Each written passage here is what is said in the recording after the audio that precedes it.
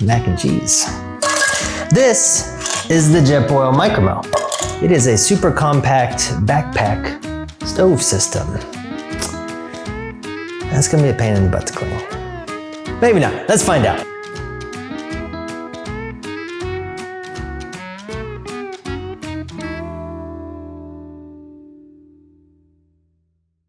So today we're firing up a review on the Jetboil Micromo. See what I did there? Yeah, moving on. At around 6 inches cubed and weighing in at just under a pound, the Jetboil Micromo is one of the most compact, comprehensive backpacking stove systems on the planet. It's part of the Mo family, which includes the Sumo, the Micromo, the Minimo, the Mighty Mo, Curly, and Shep. Now all of these have the same burner and regulators, with the only difference being the size of the cup. That said, you can interchange any cup from any Jetboil system with any other burner, I believe, so you can get a second, bigger cup if you like. Now, there are a lot of smaller micro burner stoves on the market, and I believe Jetboil actually makes one themselves, which is, I think, the Mighty Mo or the Tiny Mo or the microscopic Mo, I don't know. So those little micro burner stove systems are really cool, but that's not why you buy a Jetboil. You buy a Jetboil because you want to tuck everything into one tiny, tidy little package. Those micro burners are great, but you still need a cooking pot and a fuel can at a minimum. Usually, my friends with those micro burner stoves wrap up their speech on how tiny and ultralight their stove is just in time to pull one of these out and put it on top of it. Ultralight. I'm kidding, that would be stupid. But I did drop that Jad joke for a reason. The Jetboil systems all do a great job of tucking all of the needed components into this super tiny, compact, and highly efficient design.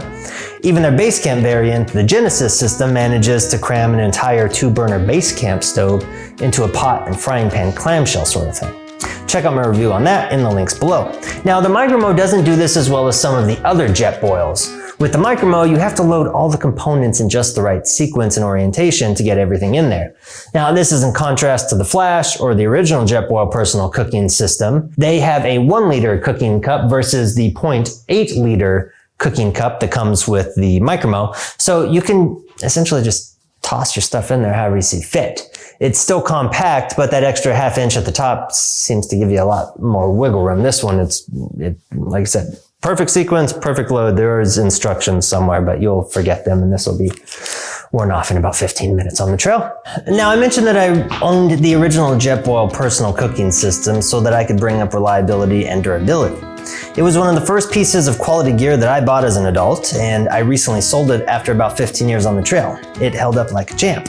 I sold it for about 75 bucks on eBay, even though it had a burnt sleeve and a cracked cup, which I clearly called out in the auction description. No takebacks, Trail Dude 317. So with the Micromo, you're going to get the 0.8-liter cup with neoprene cozy, a burner with advanced regulator, more on that in a minute, a lid that strains and pours, not super impressed with the lid by the way, a measuring cup, a pot support, and this little tripod thing on the bottom that I never ever use because, you know, it's pretty flat, so you don't need it. The pot support lets you put a full-size pot or a pan on the burner, and this tripod thingy keeps your eggs from falling into the fire when you do. And then there's gonna be like a slow-mo cutaway of me going, you know, like all close up. Speaking of pots and pans, Jetboil has a few other accessories like a coffee press, which turns this thing into like a fancy French press sort of thing, but I had one and, you know, after about 15 years, I used it like twice. Yeah, twice. As far as how it works, it's really easy. You just screw the burner securely onto the fuel tank, fire it up, and place your cup on it. It's important to light it first and then put the cup on for safety. At least that's what the instructions say. Maybe that's why I had a burnt neoprene sleeve on my last one. The really cool thing about this and all the Jetboil Mo line is the regulator. They've got the super cool micro adjustable burner that allows you to cook at low temperatures in the pot. You get a flame solo that you can actually see a lap around the burner, and they say that you can cook eggs in the cup, but I'm not sure I would want to scrape eggs off the bottom of an aluminum cup with a 4-inch opening, so I would probably avoid that and just keep boiling water in it. I was wondering about the coating because it's obviously not bare aluminum, so I gave them a call. I talked to Brenda in customer service. She told me that it's anodized aluminum, which they say is stronger than steel and will not flake off. She did stress that you should never scour the pot or put it in any dishwashers and suggested boiling water or using water and vinegar if it gets really coated. She actually told me not even to use dish soap in it because it degrades the coating. That sounds stupid. It's a dish. But I will say, after using the original PCS system on the trail for many, many years, I can't think of that many times that I actually had to wash it. Mostly you just boil water in it. Now, I believe they developed the Mo line to add the ability to cook at low temps with this, super fancy regulator, but 90% of the time I'm going compact and lightweight anyways, and I'm just boiling a freeze-dried pouch, so let me tell you about why I opted for the Micromo instead of the Minimo, Zip, Flash, or any of the other 25 stoves that Jetboil makes, or I didn't really consider the competitors. I had a really good experience with the first one, so. For me, it really comes down to bulk. My original Jetboil weighed around a pound and is roughly comparable to their modern Flash model. I only dropped 3 or 4 ounces by switching to the Micromo, but that's not why I did it. It's smaller. More room for the necessities like gummy worms and toilet paper. Now, I could have gone with the Zip and paid about half as much. It's the same size and weight, and it uses an unregulated burner like the Flash system. So really, for me, it came down to, do I want to have the ability to cook, even if I rarely do, on the trail? That brings us back to the pot support.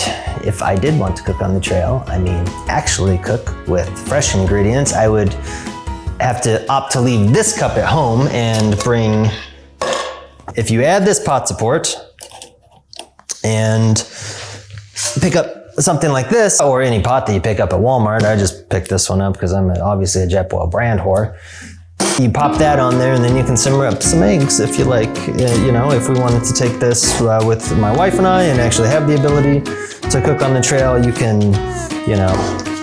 with this lid, you can probably figure out a way to take it apart and shove it in there, or stick your socks and underwear in here, which is what you want to put in your cooking pot. So there are a couple of things that I don't like about this thing. First off, the lid's janky. I think that they got just a little too crazy on the ultralight stuff because there's no rim on this thing.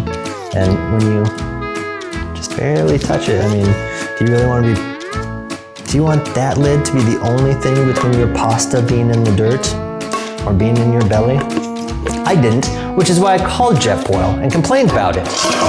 And they quickly shipped me out a brand new lid, which had the same problem. So I'm pretty sure that it's a design issue. Second, there's no color change sleeve. $150 for a camp stove, and you can't throw in that $10 color change sleeve that you do on your cheap Flash system? That seems a little lowbrow. Oh, and one more tip. Make sure you screw the burner down completely onto the regulator. If you don't, gas may escape, and if that happens, well, that's not good. If you're lucky, you'll end up with a scorched cozy like me and not a scorched face, or worse, forest. Now, I did see a bad review on Amazon reflecting that same issue, but to be fair, it's going to be the same issue with any stove. If you don't screw the gas bottle on all the way, it's going to leak and you're going to blow your face off. That's just common sense, or it should have been for me. Well, that's about it. I guess it's time to clean the mac and cheese out of this thing. Let's see if I can anyways. Guess I gotta get some vinegar. I guess I can't use any dish soap.